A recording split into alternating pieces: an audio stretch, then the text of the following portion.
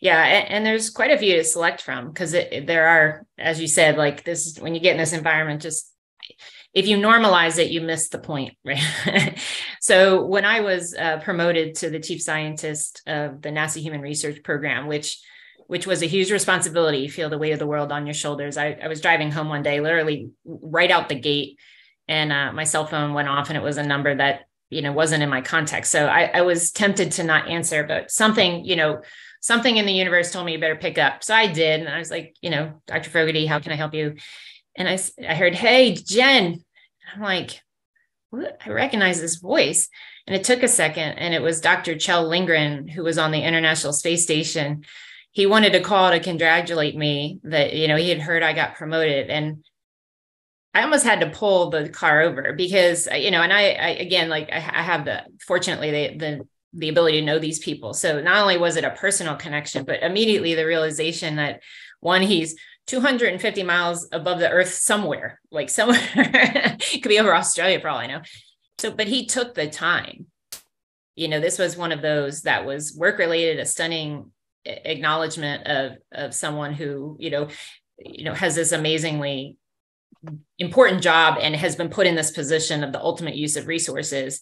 But even on a personal level, of all the people I'm sure he may have to call and check in with while he's busy up there doing it, it was me. And that recognition that what I did mattered, not only on a personal level, but a professional level. And we talked a little bit about the work that we do and his appreciation of it and my appreciation that he acknowledged it. So that is pretty stunning. And I know it was incredibly fortunate. So I don't want to. Yes. So here's the thing, Jen, and I know, Dacker, you haven't heard that story before, or any of our other participants. Since you told me that the first time, I tell that story all the time. And this is the power of awe and those positive, the ripple effects, especially though awe. That was your moment, your story.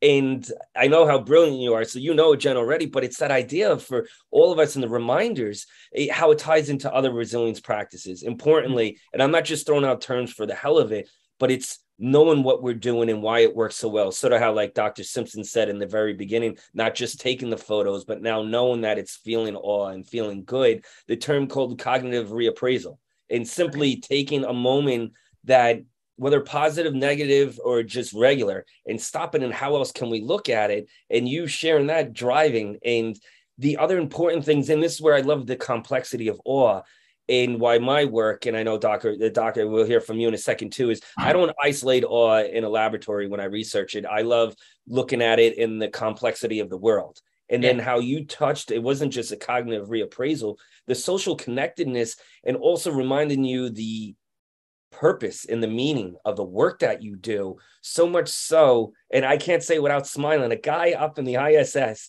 called you.